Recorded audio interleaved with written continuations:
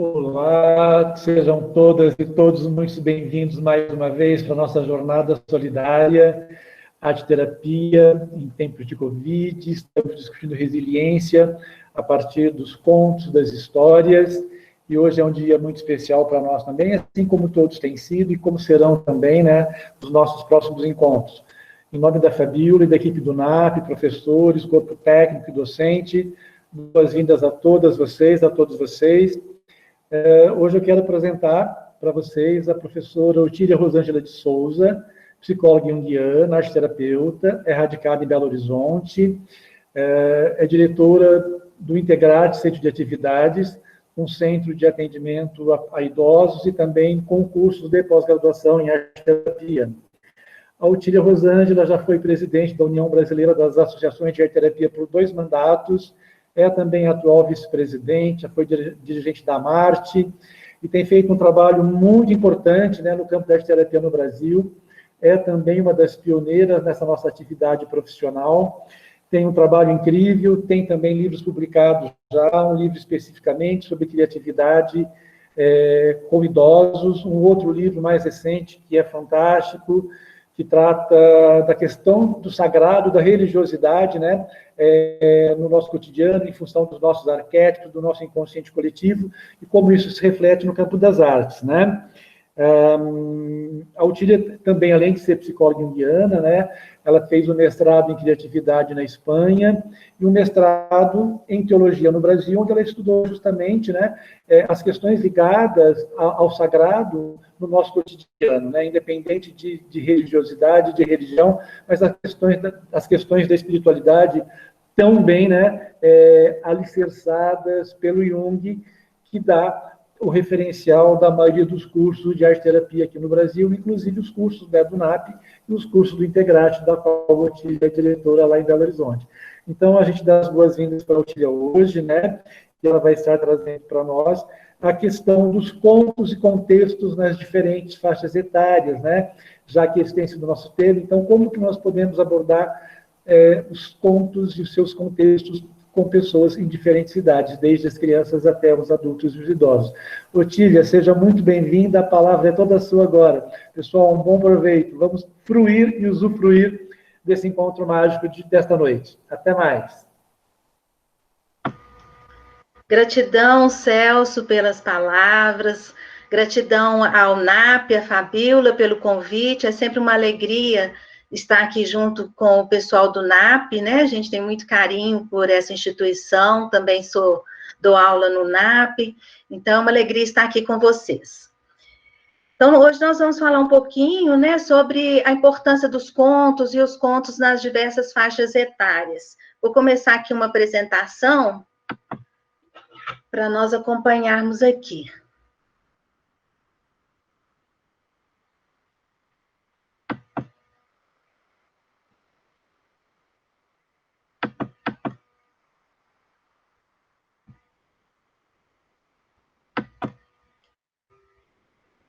Tá aparecendo para vocês direitinho?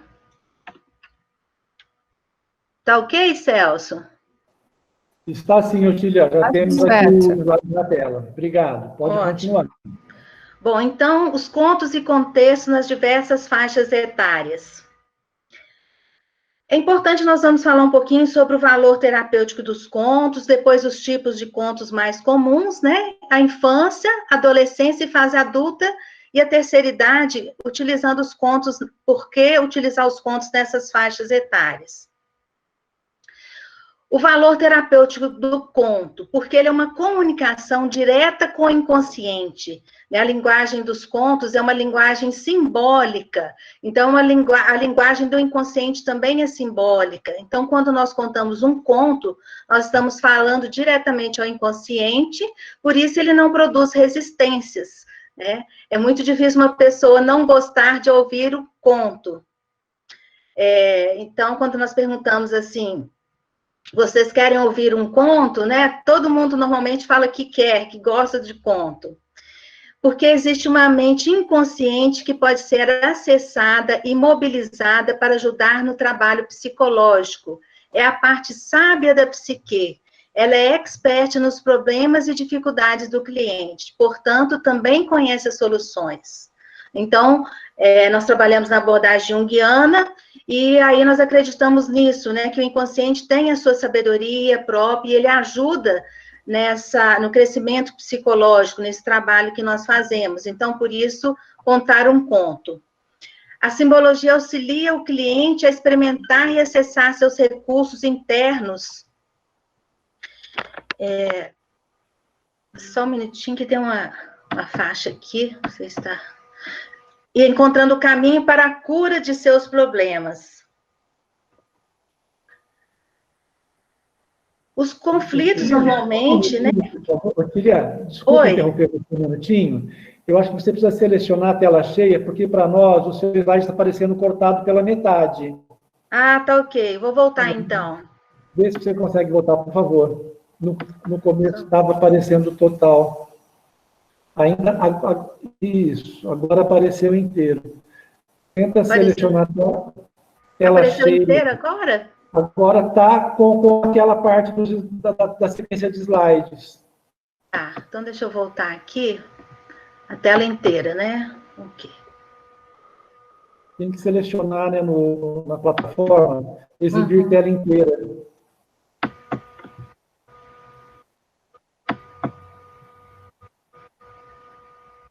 Mas peraí, o que não está dando? Quando você mexe com o cursor lá embaixo, apresenta assim, apresentar agora. Você clica no apresentar agora. Isso, mas aí só não está aparecendo. Tela inteira. Compartilhar.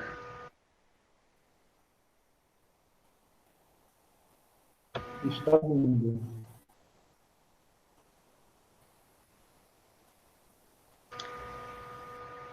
Agora, nesse quadradinho que está em branco ao lado do azul. Clica nele. Mas aí não está aparecendo a minha tela. Deixa eu ver. Tília. Oi. O que o Celso falou era só naquela barrinha no ocultar para sair, e aí você pode maximizar a sua apresentação de novo, ou abrir de novo, não sei se você fechou, só para a gente ver se ela já fica inteira. Vamos ver se vai aparecer. Não.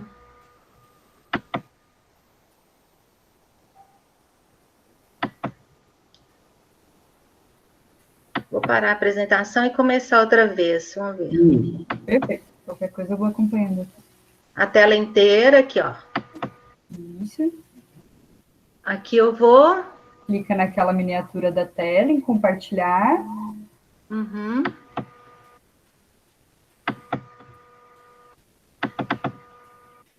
Não está aceitando.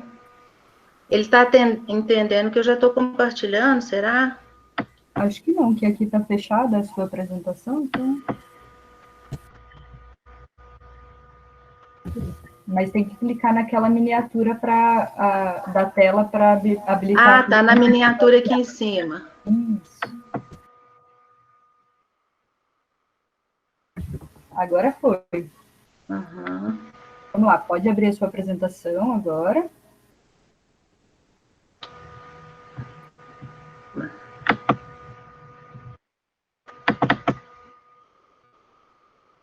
Certinho agora? Sim, pode ir colocando apresentar. Deixa eu... Acho que agora está inteiro, né? Está todo mundo vendo inteiro? Deixa eu ver agora... o próximo slide, por gentileza. Sim, agora está inteiro. Está inteiro? Tá, sim. Muito obrigada. Gratidão a você. Gente, desculpa. Bom, então, a simbologia do conto auxilia o cliente a experimentar e acessar seus recursos internos, né, encontrando um caminho para a cura. Os conflitos que o cliente tem, normalmente, já são as tentativas naturais para curar. A gente acredita que o inconsciente traz isso, né, essa tentativa da cura. Então, é preciso conhecer qual o problema do cliente para apresentarmos um caminho adequado e seguro. viabiliza uma ressignificação, uma saída para as dificuldades. Então, eu preciso saber qual conto eu vou usar para ajudar essa pessoa em específico. Então, eu preciso ter um critério de avaliação, conhecer o tipo de conto, para saber qual o melhor conto naquela situação. Qual o melhor conto de acordo com a dificuldade do cliente, né, com o problema dele. É o conto certo para a pessoa certa, isso que é importante nós pensarmos. Né? O que eu desejo comunicar, qual o sintoma do cliente, qual símbolo ele usa quando descreve suas dificuldades. É preciso que seja uma história que chame a atenção do cliente, porque se assemelha sobre vários aspectos dos seus conflitos, que o possibilite a ver de outra forma o que lhe parecia sem solução ou ruim. Então, existe a possibilidade de identificação com um dos personagens do conto e perceber que é possível uma solução feliz, apesar dos sofrimentos, dos medos, dos perigos, das carências e dos abandonos, né? Então, normalmente, quando a gente conta um conto, a pessoa vai se identificar com um dos personagens. E aí, os contos vão mostrar, às vezes, a solução positiva, vão trazer uma esperança nas dificuldades. É preciso criar suas próprias imagens a respeito do conto. Quando nós estamos contando, a pessoa vai imaginando e criando suas próprias imagens, pois apresenta sugestões. Os contos com grupos, é essencial que se retém do conteúdo. Mesmo quando é um grupo, você contando um conto, você vai contar de acordo com a necessidade, por exemplo, um grupo de mulheres ou um grupo de homens. Você vai contar de acordo com a necessidade daquele grupo, e cada pessoa vai reter algo do conto que é essencial para ela, que está de acordo com o que ela está vivenciando, com as questões dela. Então, o terapeuta pode observar quando fala ou representa o problema com alguma analogia. Às vezes, o cliente vai trazer essa analogia, esse problema, para nós pensarmos em qual conto nós vamos contar.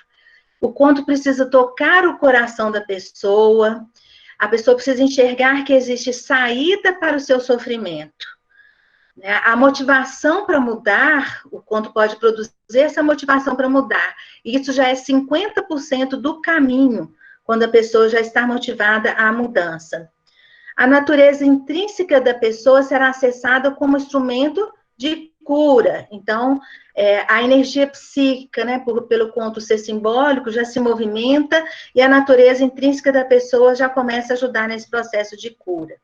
E aí, após a sessão, então, a pessoa leva algo da história para casa e continua, então, trabalhando. Ela vai continuar trabalhando em casa inconscientemente, o inconsciente vai trabalhando essas questões ali.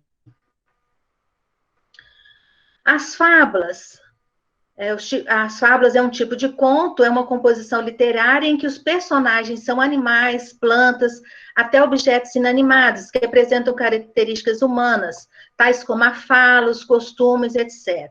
Normalmente feitas para crianças e terminam com um ensinamento moral de caráter instrutivo. Não há significado oculto na fábula, né? A fábula, ela é mais literal. Não estimula a imaginação, apesar dos animais eles falarem como seres humanos, mas a fábula é mais literal. Seres irracionais ou inanimados dão uma instrução moral, agem e falam como um ser humano. As crianças adoram as fábulas, né? É um material muito rico porque para trabalhar com as crianças, porque falam dos instintos, né? A criança adora essa questão dos animais, então é um ponto muito bom para trabalhar com crianças. As fábulas também, por elas serem mais literais, né, não precisam dessa questão de simbolização, da imaginação, elas são importantes para trabalhar também com pacientes com dificuldade de abstração, dificuldade de compreensão, de memorização, idosos com déficit cognitivo, né? Porque se a pessoa está com uma dificuldade de memória, você vai contar um conto de fada, um conto muito grande, quando você já chegar no final, a pessoa não lembra mais, né, do restante, e ela, às vezes, não vai conseguir trabalhar essa questão da simbolização. Então, é um conto bom para trabalhar com essas pessoas com déficit cognitivo. Os contos de ensinamento, normalmente são histórias curtas, histórias literárias de criação pessoal, né? São contos que nós sabemos o autor, apesar de ser um autor, por exemplo, do século XVIII, mas nós sabemos quem foi o autor daquele conto, e frequentemente eles revelam a psicologia do autor, né? O autor está vivenciando algo ali, ele escreve projetando as suas questões inconscientes ali, projetando o seu psiquismo. Levam a reflexão sobre si mesmo e sobre a vida. E, normalmente, os contos de ensinamento proporcionam reconforto espiritual. Os contos de ensinamento também são muito importantes para nós trabalharmos, né? Às vezes, num momento com uma criança, ou com uma pessoa, um ponto específico, né? Às vezes, um idoso com uma dificuldade. Então, nós vamos trabalhar com um conto de ensinamento, trabalhando literalmente aquela questão que a pessoa está ali com aquela dificuldade, né? Às vezes um paciente também com um transtorno mental, os contos de ensinamento são bons para trabalharmos nessas questões. Agora, os contos populares, ou contos também chamados de fada, ou contos folclóricos, eles não possuem um autor, né? Nós não sabemos quem é o autor, porque eles são oriundos do inconsciente coletivo. Eles refletem a psicologia comum da humanidade. Por isso, eles têm um valor terapêutico, né? Eles estão falando de questões da humanidade como um todo. O mesmo tema em milhares de variações. Alguém está falando alguma coisa? Tranquilo? Bom, então, o mesmo tema em milhares de variações. A gente pode ver que, às vezes, o mesmo conto ele vai se repetir em outras culturas, variando um pouco, mas a essência, a estrutura é a mesma. Representa os arquétipos, que são as estruturas básicas da psique, e os contos de fada, então, eles possuem o mesmo conteúdo onírico dos sonhos, eles são muito simbólicos, né? São aqueles contos que começam assim: era uma vez, ou em algum lugar distante. Então, o Jung falou, os contos de fadas, do mesmo modo que os sonhos, são representações de acontecimentos psíquicos. Mas, enquanto os sonhos apresentam-se sobrecarregados de fatos de natureza pessoal, os contos de fadas encerram dramas da alma, com materiais pertencentes em comum a todos os homens. Mitos e contos de fadas dão expressão a processos inconscientes, e ao escutá-los, permitimos que esses processos revivam e tornem-se atuantes, restabelecendo assim a conexão entre o consciente e o inconsciente. Eles utilizam a linguagem simbólica, então eles falam diretamente ao inconsciente, eles são metáforas de questões psíquicas, né? Na verdade, eles estão falando de questões que acontecem no psiquismo do ser humano. Por isso, eles são muito importantes, né, nesse trabalho com contos. Possibilitam a movimentação da energia psíquica, a transformação e a harmonização. Então, quando a pessoa escuta um conto, mesmo que ela não entenda a simbologia, a energia psíquica dela está se movimentando e acontecendo essa harmonização.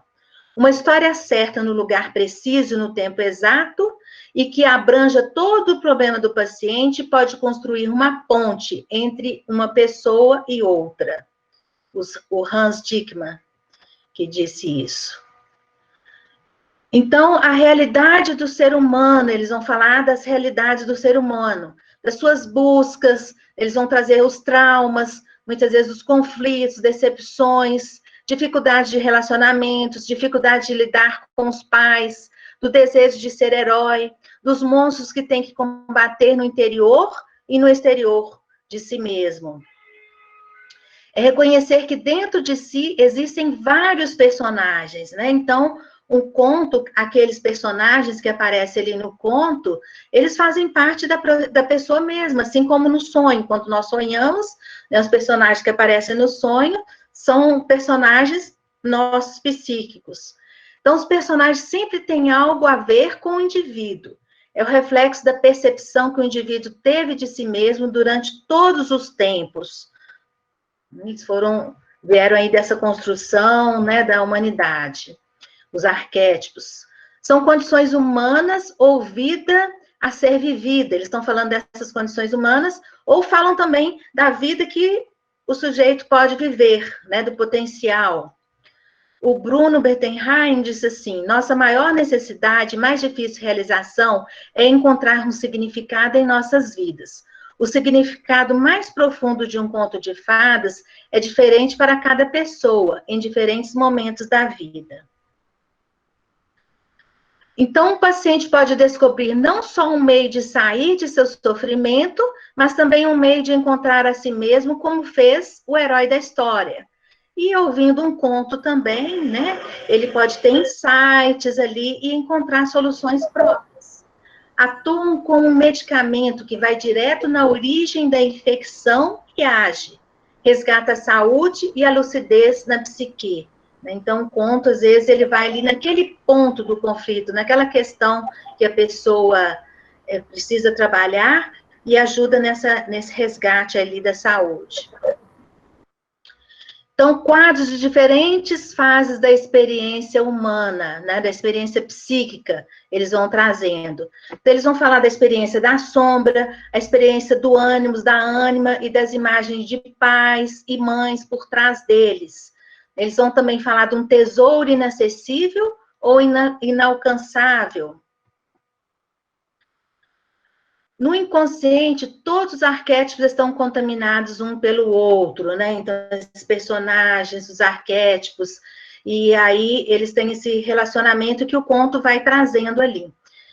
A relatividade dos contos de fadas é porque eles são atemporal e espacial, né? Em todas as épocas, eles são repetidos, e em todos os lugares do planeta também, em várias culturas diferentes, né? O mesmo conto, ele é contado ali, porque ele está falando das mesmas questões que o ser humano vivencia.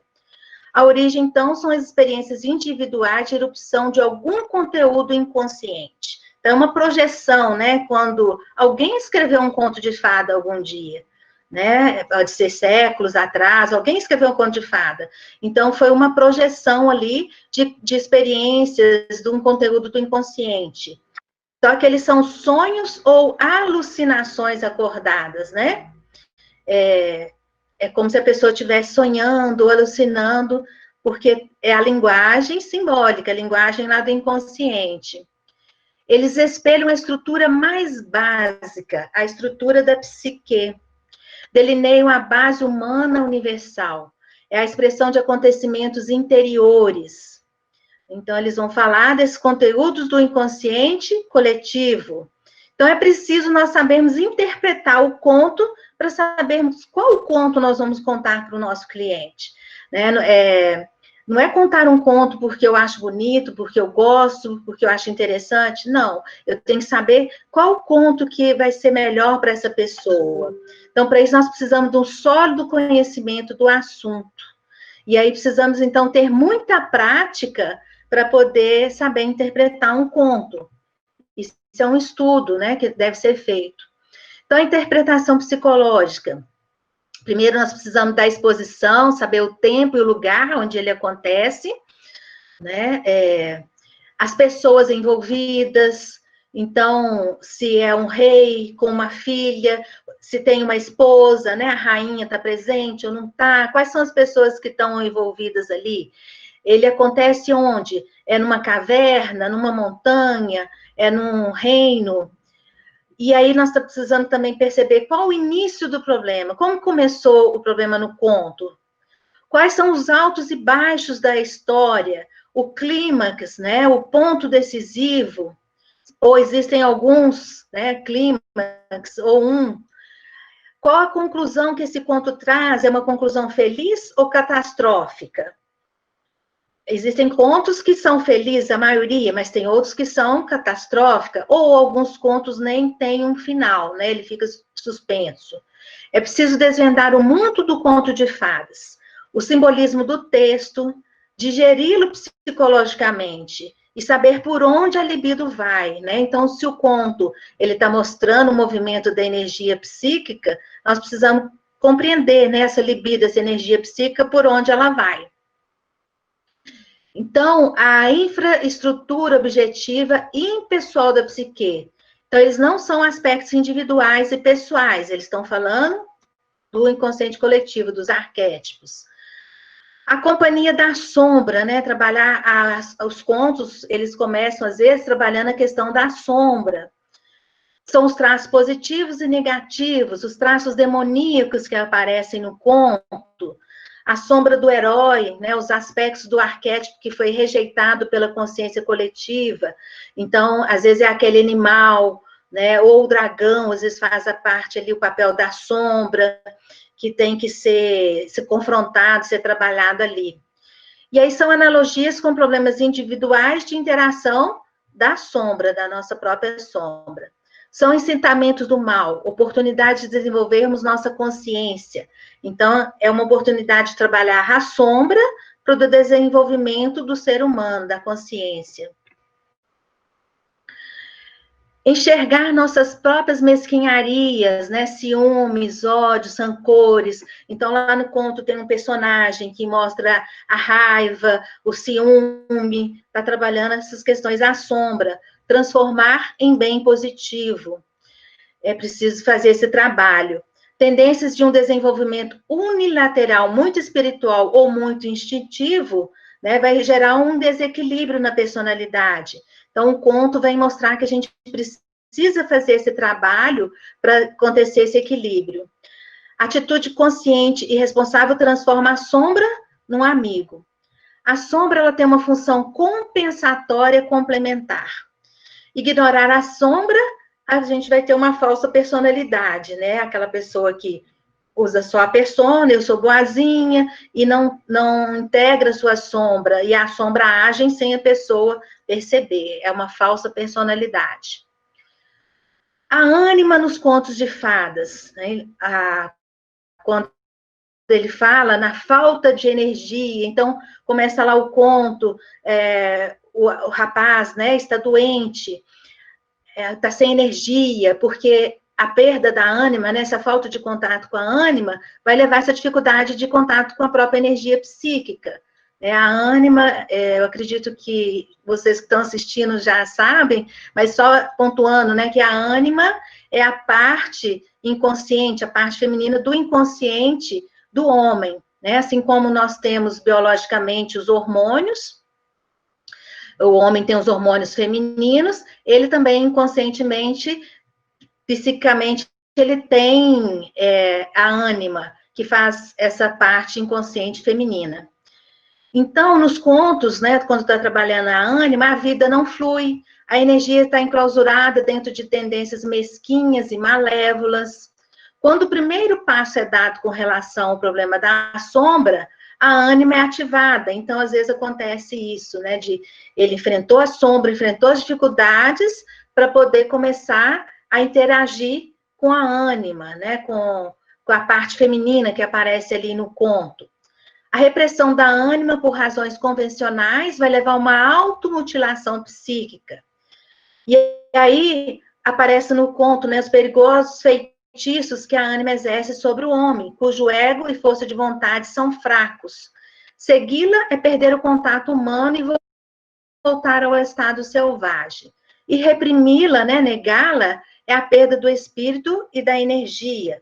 Então, no conto, muitas vezes vai aparecer ali a ânima como a figura feminina negativa ali, né, as bruxas, manifestações iniciais da ânima no conto. As bruxas lembram a imagem da mãe como madrasta.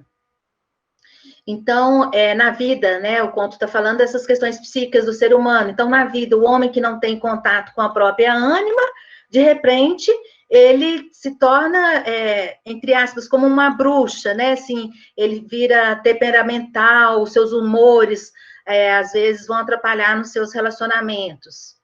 Então, quando o problema da ânima não é compreendido, a ânima, como a princesa, é uma criatura temperamental, amuada, inquieta e rabugenta, ou feroz, tornando-se raivosa e histérica.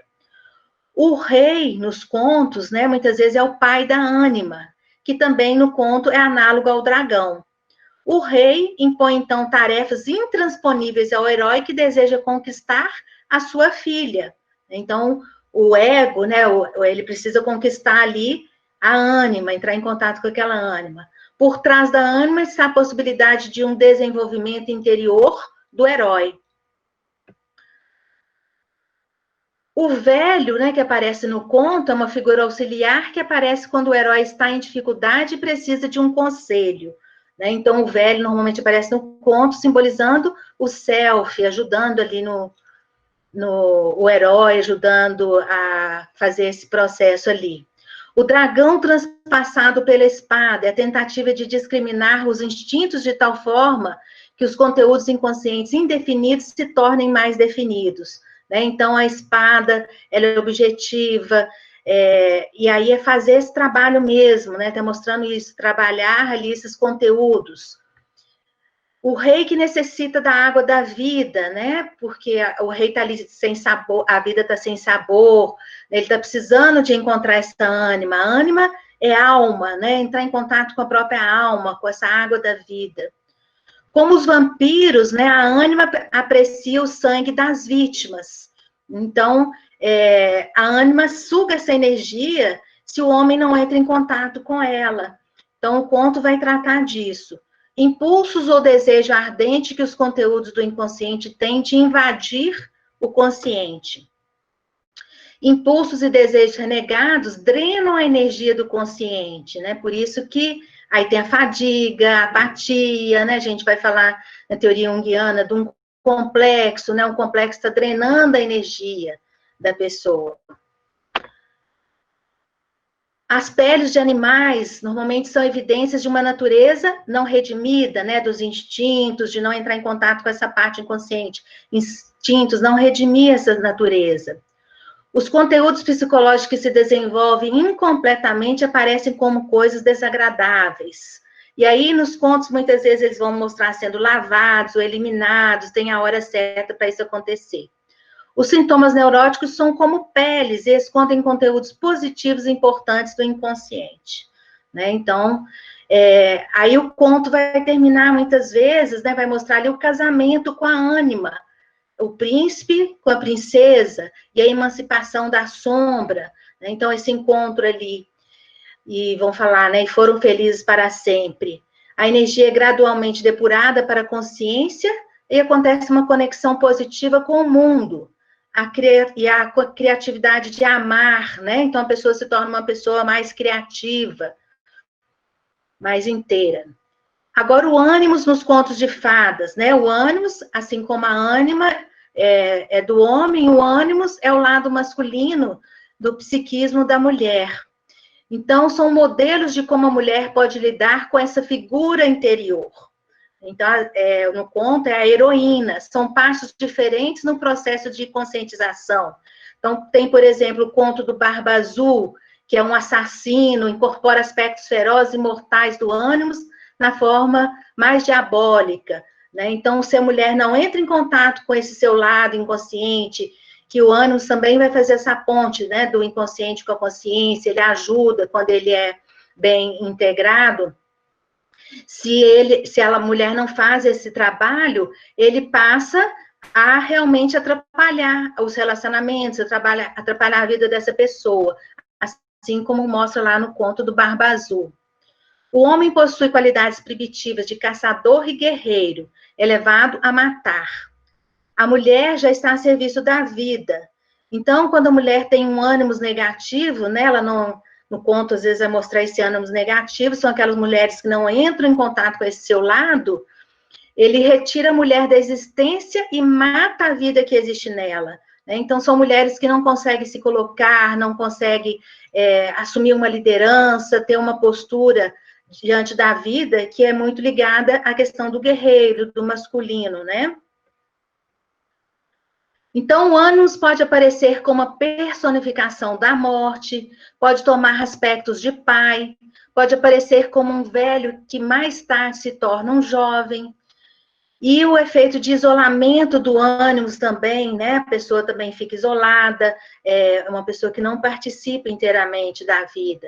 O papel de um homem pobre ou mendigo, mostrando isso, que o ânimos está subdesenvolvido ali, né, no inconsciente.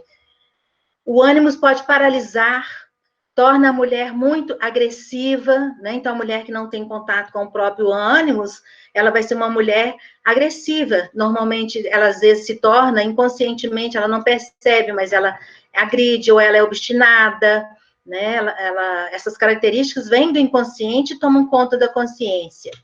Ou pode ser também uma mulher distraída, como se não estivesse presente, feminina e charmosa, né? Aquela mulher que não liga muito para as questões da vida, ela quer conquistar, né? Ela tem essa feminilidade de conquista.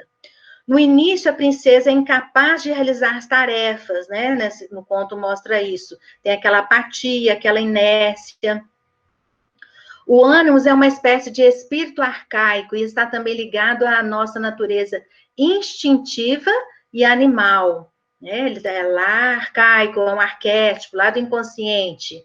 E aí o aspecto animal do ânimos, que aparece lá no conto, às vezes como um animal, que é preciso sofrê-lo, né? Entrar em contato com ele. E aí, às vezes, vai trazer a questão da solidão, vai mostrar a pobreza, a fome. Está mostrando o quê? A possessão do ânimos, nesses momentos do conto. A ânima joga o homem de cabeças nas relações humanas. E, da mesma forma, o ânimos também vai atrapalhar os relacionamentos, né? Por exemplo, uma esposa com um ânimo positivo, ela pode ser poderosa, ter muita alegria na vida, né? O conto vai mostrando que as transformações que vão acontecendo ali. Os contos são modelos, então, desses relacionamentos humanos, mostram os vários modos pelos quais os arquétipos estão relacionados dentro do inconsciente coletivo. O herói, né, a gente vê que os contos, eles vão falar muito do herói, essa fase da vida, né, da adolescência, da vida adulta, os contos vão tratar muito dessa questão do herói, que, na verdade, está falando do caminho de individuação e da vida criativa. É uma jornada para o autoconhecimento, é uma jornada inerente na vida do ser humano. E é um caminho para a mudança. Então, o conto vai falar, né, que a jornada do herói vai provocar a mudança. É um modelo do homem criativo, com coragem de ser fiel a si mesmo, aos seus desejos, fantasias e às suas próprias concepções de valor. Então, o herói, ele vive a vida em vez de fugir, né? Ele enfrenta. E nos contos, quando acontece a morte ali do herói, normalmente tem um renascimento, a morte leva a uma nova vida, uma transformação. Eles penetram em nossas próprias profundezas anímicas desconhecidas. Viver a experiência de valores e posicionamentos antigos e estéreis, né? Então, o herói, ele vai fazer esse trabalho de viver esses valores e algo que já não pertence mais, essa transformação mesmo. Retornar depois de um processo de reordenação com uma atitude mais saudável em relação a nós mesmos e à vida. Então, o herói vai fazer esse trabalho, né, com a sombra, com a ânima, ou a heroína com o ânimo, esse caminho. É um caminho heróico, trilhado individualmente, leva a experiência do self, né, esse encontro com o self, o tesouro, o ouro interior, que é o centro do ser, que impõe, e é o guia, que vai ajudar nesse desenvolvimento da personalidade. Todos nascemos para ser heróis. Então, a luta com o dragão são significados diferentes para o homem e para a mulher. O homem é o restabelecimento de um relacionamento criativo com o seu lado feminino. A mulher é a superação do medo, da autodeterminação, da dissolução do relacionamento de identidade com a mãe e de encontrar a própria identidade feminina.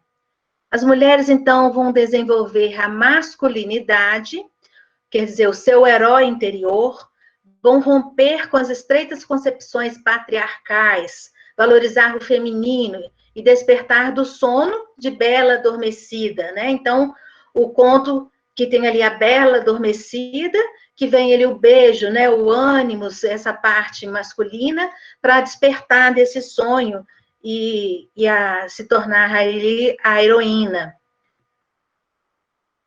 O tesouro que aparece nos contos é a personalidade unificada, a identidade consigo mesmo e com a própria essência, né? Então, quando o herói passa por todo esse caminho, ele se torna mais autêntico, é ele mesmo, tem uma personalidade mais unificada, ele se torna quem ele realmente pode ser. Né? Individuação é isso, tornar-se mais indivíduo e, ao mesmo tempo, mais humano, ser um consigo mesmo. Então, as parábolas que narram a trajetória da vida do ser humano, isso são os contos, né? Eles são parábolas, na verdade, que vão falar dessa trajetória. A Marie-Louise Wong-France, que fala isso, né? A psicologia da juventude e demonstra as tarefas do desenvolvimento dessa época da vida. Então, os jovens conquistam um reino e encontram um grande amor, né? Assim, nos contos, encontram a si mesmos e ocupam um lugar na sociedade. Então, vamos falar de casamento, de carreira, de compromisso. Na verdade, eles estão falando isso, né? Uma parábola disso que acontece, né? Dessas lutas, dessas batalhas na vida. Cada indivíduo vive essa jornada inconsciente.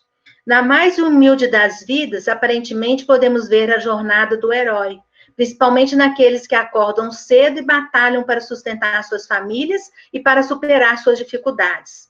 É preciso suportar a tensão dentro de si, pois os dragões, os monstros e os perigos assustadores estão dentro e fora o tempo todo. Então, enfrentar as nossas questões interiores e enfrentar também as questões exteriores. Isso aí faz parte da vida, dessa jornada.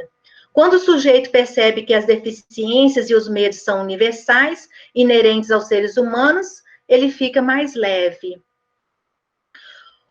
O indivíduo, através dos contos, pode perceber que ele vive histórias conscientes e inconscientes todos os dias, bem como histórias arquetípicas inerentes à humanidade. Então, esse heroísmo pode ser visto na disposição do sujeito em sacrificar suas necessidades pessoais em favor de um bem maior. O trabalho fundamental da análise ou a recompensa da maturidade é o reconhecimento desses cenários que estão ativos na vida do indivíduo. Somente assim, novas escolhas conscientes são possíveis. Então, voltando um pouquinho, falando dos contos e as crianças. Qualquer dos tipos de contos falam bem alto para as crianças, né? Tanto a fábula, o conto de ensinamento, quanto o conto de fada. Não possuem recursos interiores para enfrentar dificuldades e sentimentos dolorosos. Então, como ela não tem esse recurso, ela vai desenvolver comportamentos destrutivos, sintomas físicos ou sintomas neuróticos, dificuldade de aprendizagem, por exemplo, concentração, agressividade, crueldade, né, enurese noturna, medos, distúrbio do sono, ansiedade, tristeza, a depressão, obsessões. São causas inconscientes e profundas.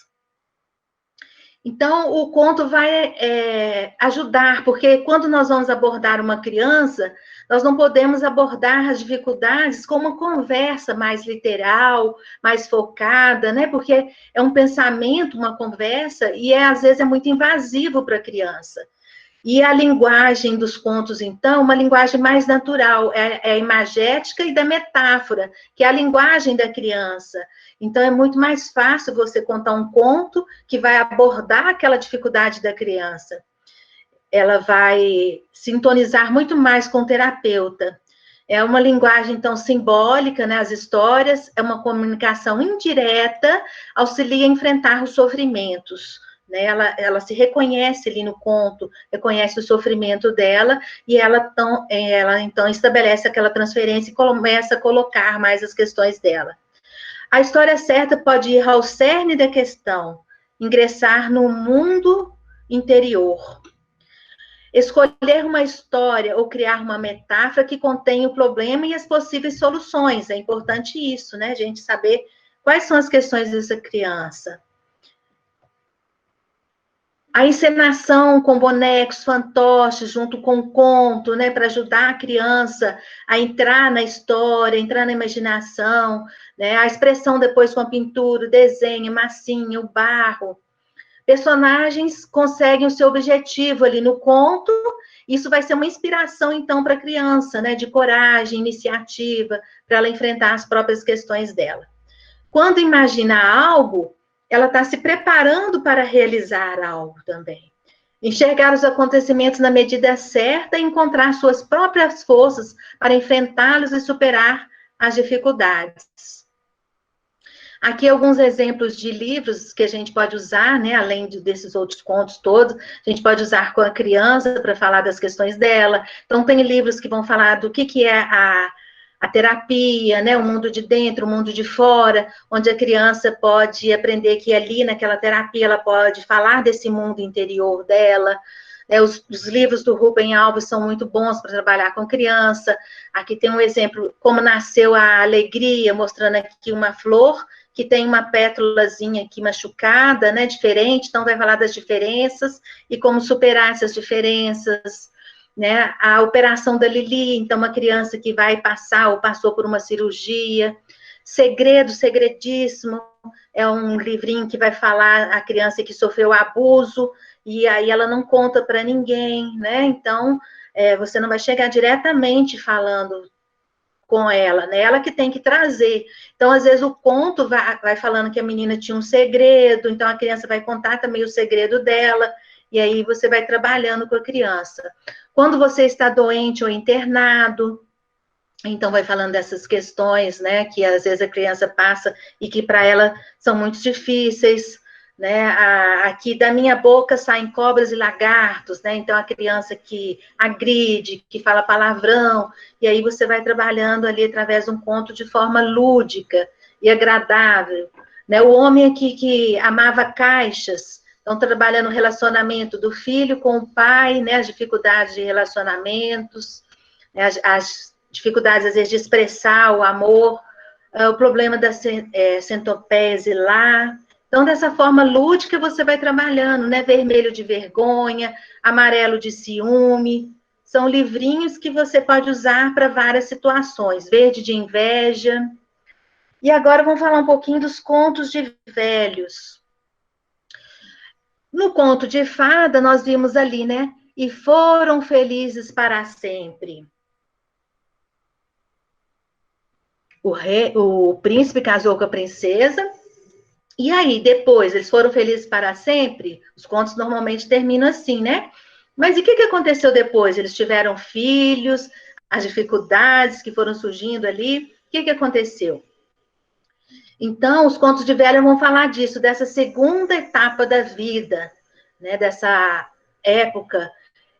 O Alan escreveu um livro que chama E Foram Felizes para Sempre, que vai falar desses anseios da humanidade de ser feliz, né? E aí os protagonistas, então, desses contos são velhos, são pessoas idosas, que abordam a psicologia da maturidade. Vai falar, então, das tarefas de desenvolvimento, que elas vão acontecer na segunda metade da vida, né? Vão falar que o envelhecer, crescer, psíquica e espiritualmente, essa é a tarefa da segunda metade da vida. Como a vida pode ser na maturidade, na velhice, eles vão falar disso. Vão falar de uma nova imagem da maturidade. Vão falar da sabedoria, que é a conquista dessa etapa da vida, do autoconhecimento e da transcendência. O velho sábio, né, são virtudes características de uma figura arquetípica muito esquecida na sociedade moderna, mas tão importante quanto a do herói, né, na nossa sociedade aqui, ocidental, não tem essa valorização, né, do velho sábio, como existem em algumas sociedades orientais, e aí nós esquecemos dessa figura que é tão importante quanto a do herói também, que os contos falam muito. Então, eles vão fazer, esses contos, um mapa psicológico coerente das tarefas dessa fase da vida. Quais são as dificuldades, os perigos, quais são as angústias dos adultos nessa fase da vida, a luta com as tarefas dessa fase, né, os conflitos que acontecem, quais são as potencialidades e as expectativas que o idoso tem. Então, os contos simbolicamente também, né, são simbólicos, são contos de fadas que vão narrar simbolicamente o que acontece nessa fase. Eles vão falar da restauração da magia e do encanto da infância. né? A pessoa que segue esse caminho ali do herói, segue o caminho da individuação, continua nessa etapa da vida, encontrando essa sabedoria, ela vai, então, restaurar, né, essa magia da infância. Não é voltar a ser criança, mas ter aquela inocência, aquela pureza, aquela autenticidade. Eles vão falar de um retorno no final da vida, um princípio, mas um princípio transfigurado e luminoso. Então, o adulto maduro retorna à primeira fase do desenvolvimento psicológico, recupera a alegria e a espontaneidade que havia perdido. A recuperação de virtudes há muito perdidas, né, da inocência, da espontaneidade e do encanto, né, que a pessoa foi perdendo ali no decorrer da vida, com as dificuldades, né, com o trabalho, com o dia a dia. Então, nessa fase pode haver essa recuperação dessas virtudes, aí esse ponto vai mostrar isso. O velho abraça o passado não para regredir, mas para iluminar toda a sua vida. Esta fase se transforma em algo mais elevado. Então, o fim equivale a um princípio transfigurado. E aí a pessoa, então, vai ser um protagonista da própria história. Aí esse aqui é o livro, né, que tem esses contos de velhos, ele traz esses contos de velhos numa abordagem junguiana, muito interessante, né? E nesse livro, né, fala de um conto que eu gostaria de contar para vocês, que contam-se que há muito e muito tempo, um velho e sua esposa viviam numa casa junto ao mar. Com o passar dos anos, todos os filhos morreram, condenando o velho casal à pobreza e à solidão. O velho mal ganhava para viver, catando lenha na floresta e vendendo-a na aldeia. Um dia, na mata, encontrou um homem de longas barbas brancas. Conheço todos os seus problemas, disse o estranho, e quero ajudá-lo. Deu ao velho uma pequena bolsa de couro, e quando este olhou para dentro dela, desmaiou de espanto. A bolsa estava cheia de ouro. Quando voltou a si, o estranho havia desaparecido. Então, o velho jogou a lenha fora e correu para casa. No caminho, começou a pensar: se eu contar à minha esposa sobre esse dinheiro, ela vai gastar tudo, disse a si mesmo.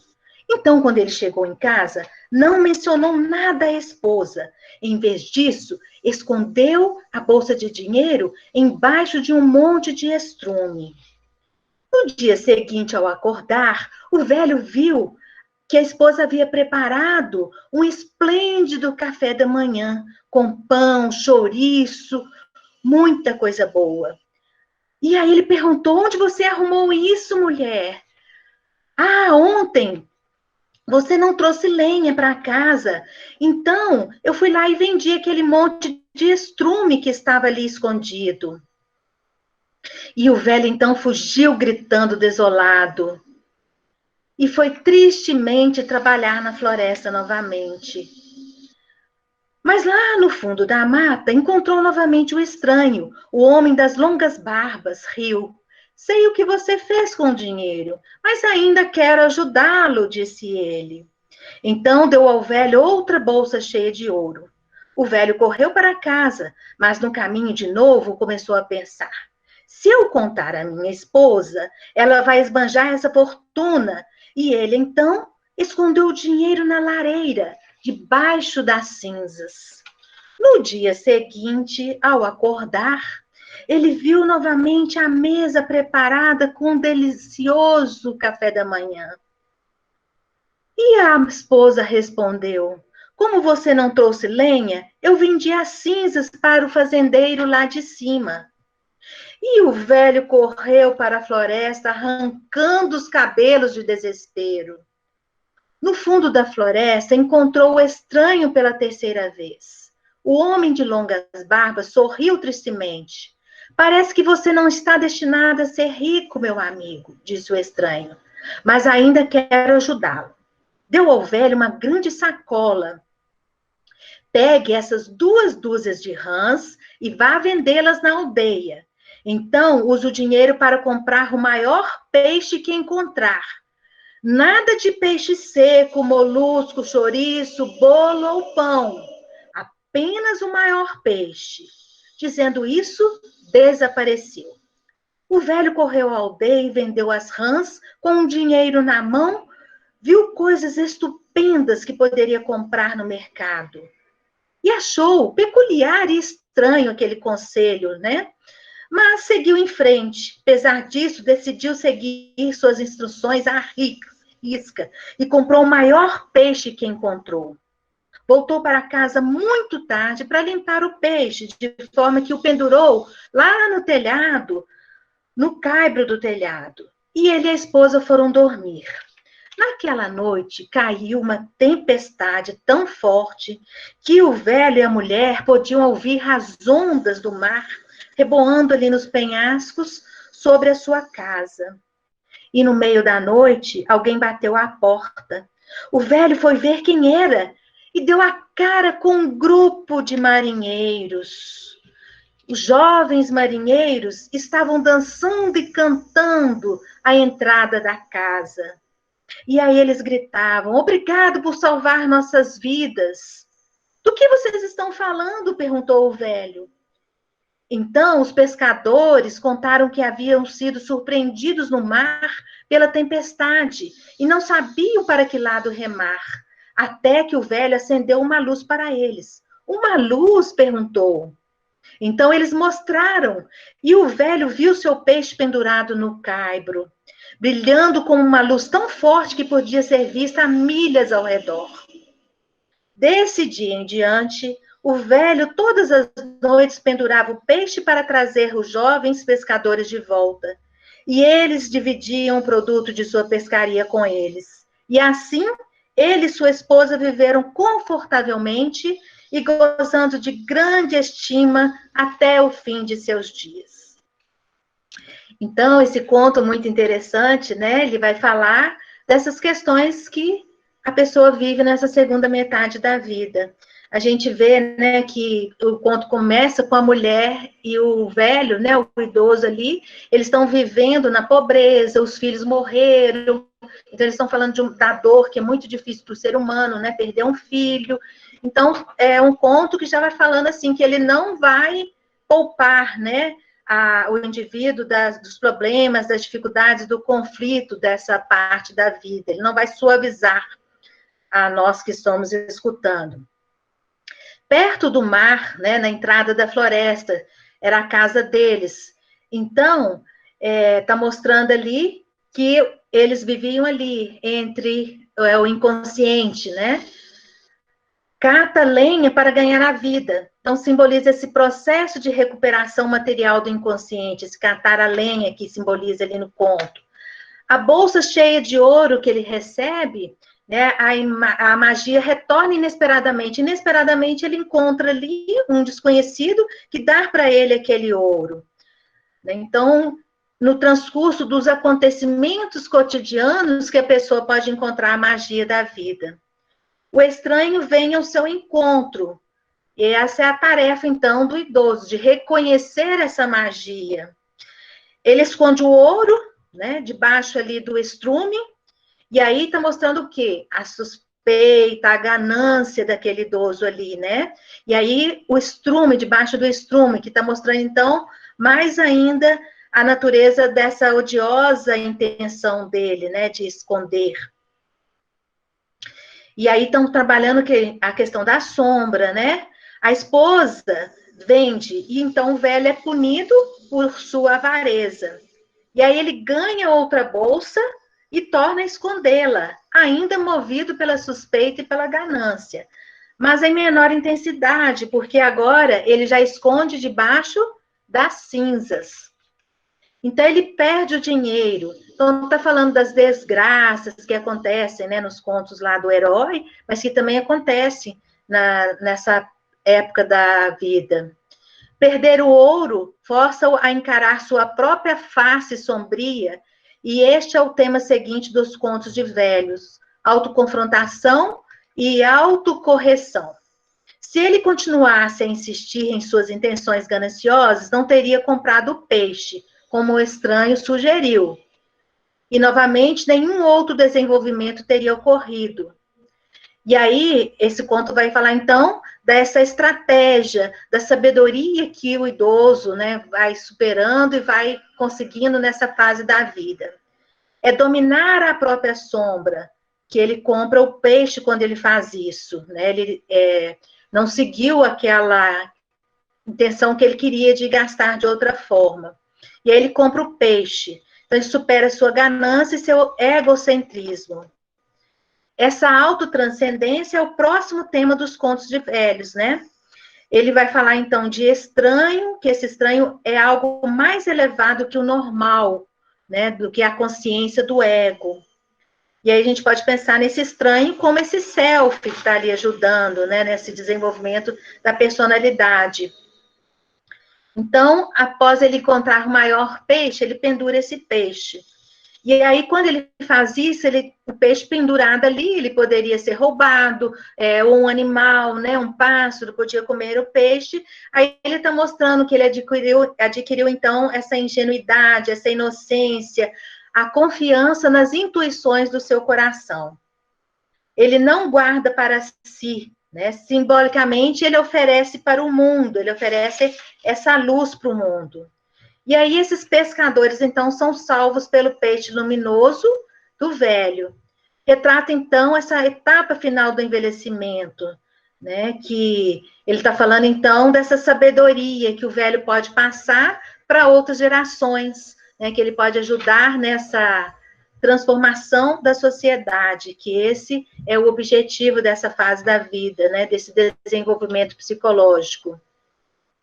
Que isso só é possível, né, segundo Jung também, de acontecer na segunda metade da vida. Porque as preocupações da primeira metade da vida são outras. E aí o ouro, então, que é a primeira bolsinha que ele ganha do ouro, é a consciência, né, está mostrando a civilização, as recompensas naturais e realizações mundanas, que não são objetivos da segunda metade da vida, não são objetivos dessa fase, né, da terceira idade. Depois a rã, né, que ele dá para ele a rã, para ele vender. A rã já é um anfíbio que fica entre a terra e o mar, então esse trabalho do consciente para o inconsciente, que ele deve fazer para o crescimento da personalidade. Então, é um significado simbólico, né, de renovação e transfiguração. No folclore da Itália, na Páscoa, se fala em rã, com esse significado da transfiguração. E aí, o peixe que ele adquire é essa transmutação do material para o espiritual, do natural para o luminoso, né? Encontrar esse sagrado dentro de si. Esse é o objetivo dessa segunda metade da vida, né? Esse encontrar esse peixe, né? Ele também é uma simbologia do Cristo, né? Os primeiros cristãos, eles se representavam como peixe, se marcavam como peixe. Então, é uma simbologia do Cristo, que é esse self, esse ser interior, esse sagrado. Então, esse conto está mostrando a jornada além do eu, na segunda metade da vida, rumo à iluminação da sociedade. E aí ele vai falar, então, que é essa conquista da sabedoria e da inocência, que faz parte dessa etapa da vida. Então, concluindo, gente, é importante nós pensarmos num conto certo para a pessoa certa, né? A experiência afetiva da pessoa, nós devemos conhecer e saber qual é, para que esse conto possa realmente tocar a alma dessa pessoa. Só se essa imagem arquetípica tiver um valor emocional e afetivo para o indivíduo, ela poderá ter vida e significação para ele. Uma única mensagem com muitas facetas. A Von Franz fala isso dos contos, né? De fadas, eles são uma única mensagem, eles são simbólicos, então eles são uma única mensagem com várias facetas, como se fosse uma pedra, um diamante ali. E cada pessoa, então, vai ser tocado por uma faceta desse conto. Pessoas diferentes, quando interpretam um conto simbólico, elas vão falar de si mesmas, elas estão desnudando o seu psiquismo. quando nós contamos um conto, nós vamos ajudar a pessoa a mover-se de uma situação paralisada e a encontrar novas maneiras de lidar com algo que não conseguia. Então, ele é excelente em todas as faixas etárias, contar conto, porque eles são mediadores que permitem essa reorganização psíquica.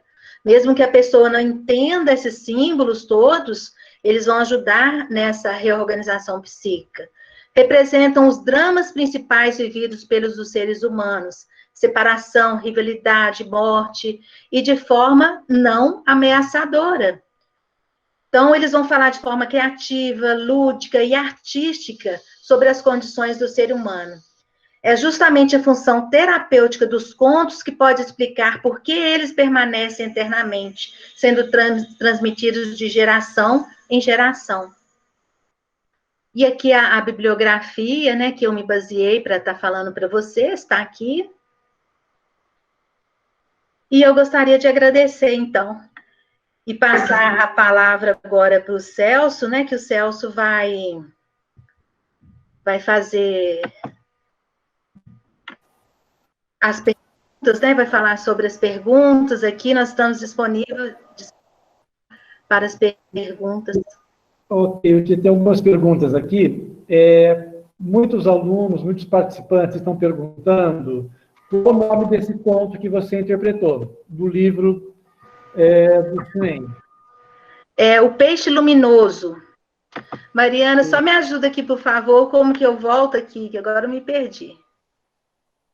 Pode deixar que você já está, só você aqui na tela. Fica tranquilo. Ah, tá, é porque eu não estou vendo ninguém. Mas não tem problema, não. Eu estou vendo só a minha tela aqui, mas não tem problema, não. Então, esse conto chama O Peixe Luminoso. Perfeito. Tem outra pergunta aqui. Ela pergunta quem é o autor do livro e Foram Felizes para Sempre, mas apareceu aí nas referências, né? É o Alan Chinem, né? Então, já estava colocado lá. Tem uma pergunta aqui um pouco mais complexa, do Dimas. Existe algum método de extrair significados da literatura fantástica pela visão junguiana?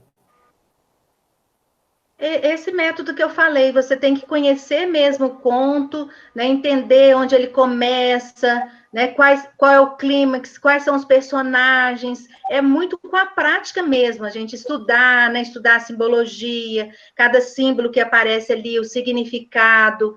E o mesmo conto, ele tem várias facetas, né? Assim como nós estudamos um símbolo ele oculta algo. Então, nós temos que entender o que ele está querendo nos dizer. Porque a linguagem é uma linguagem inconsciente, é a linguagem dos sonhos, é a linguagem simbólica. Então, é um trabalho mesmo de prática, né? De estudar para poder entender o que esse conto está querendo nos dizer, quais são as questões que ele trabalha. Entender bem a teoria junguiana para poder interpretar os arquétipos de símbolos, né, Otília? Isso, tem que entender, saber da teoria junguiana, estudar, né? E aí que vai ajudar nesse trabalho todo. Nessa mesma linha, Otília, tem uma pergunta da Leonor Chaves. Ela está dizendo assim, maravilhoso conto, excelente apresentação, muito obrigado.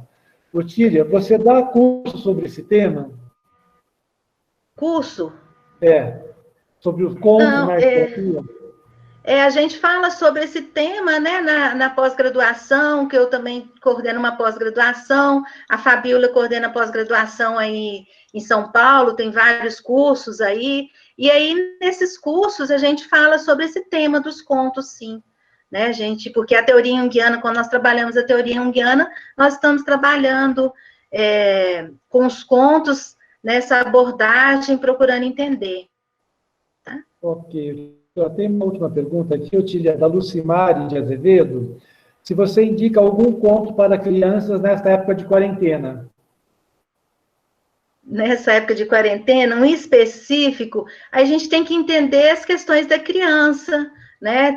É o que eu falei, assim, o conto, ele tem que ser de acordo com o que a pessoa está vivendo. Por exemplo, a criança pode estar com medo, então você pode ter um conto sobre o medo, né? Igual eu mostrei ali um conto que vai falar, né? Amarelo, verde de medo, amarelo. Então, assim, são contos que você vai buscar que trazem essa abordagem para você trabalhar. E muitas vezes, gente, eu crio um conto, uma metáfora, aquilo que eu falei, assim, às vezes você não vai encontrar um conto específico, mas aí você cria um conto que vai falar daquela questão que a criança está trazendo ali. E aí, a partir dali, você entra na fantasia, na imaginação, e aí a criança começa a colocar as dificuldades dela também, que ela não tem recursos interiores para falar do sentimento, das emoções dela. Mas quando você fala de forma lúdica, de forma criativa, ela entra ali e começa a falar também. Né? Então, assim, a gente tem que realmente entender o que a criança está passando.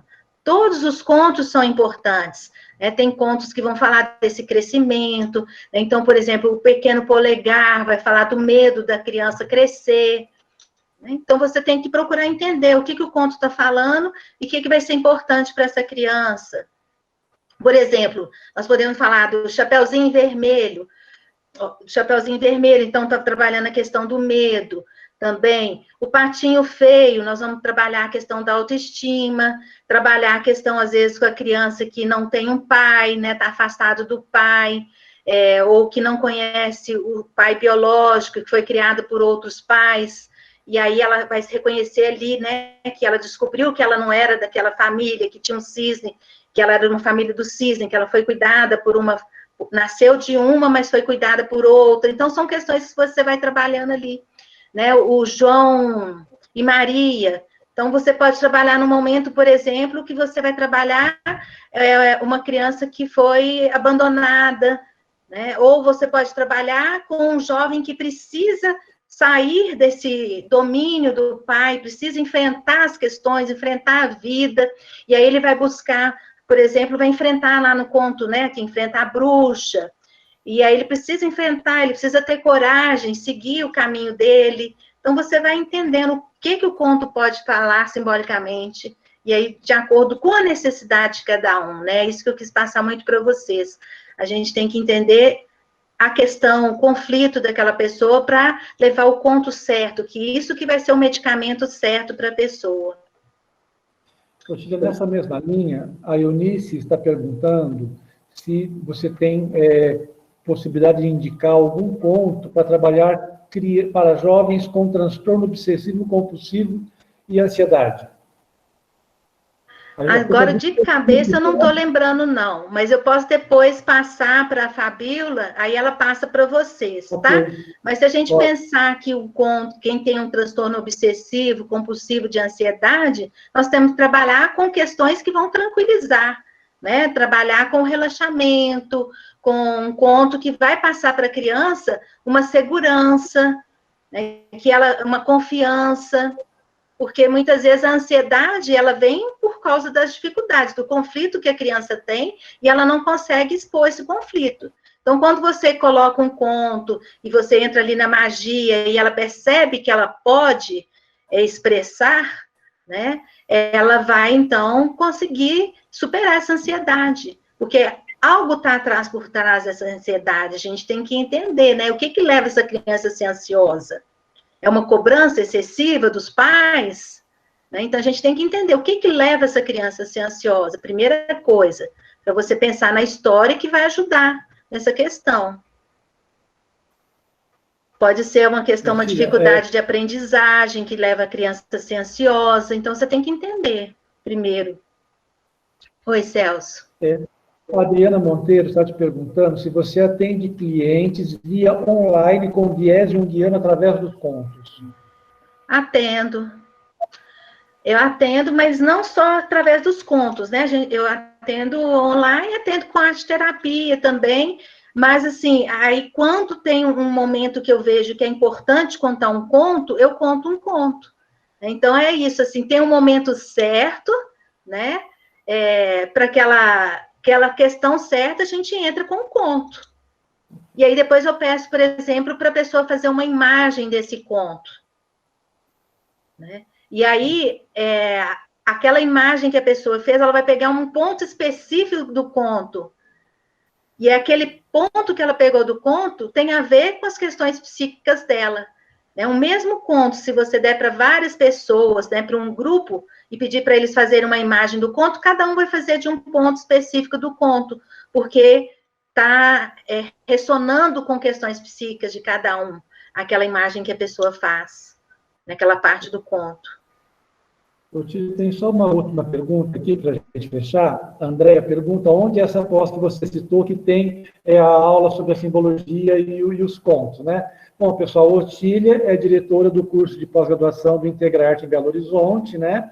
Ela também dá aula para algumas turmas do NAP, e assim também, como no Integrarte, né, tem essa função, né, de alguma disciplina trabalhando a questão dos contos, nos cursos do NAP nós também temos isso aqui em São Paulo, São José dos Campos e Campinas, né? E a professora que cuida disso vai estar com vocês ainda essa semana, a professora Marciele, né?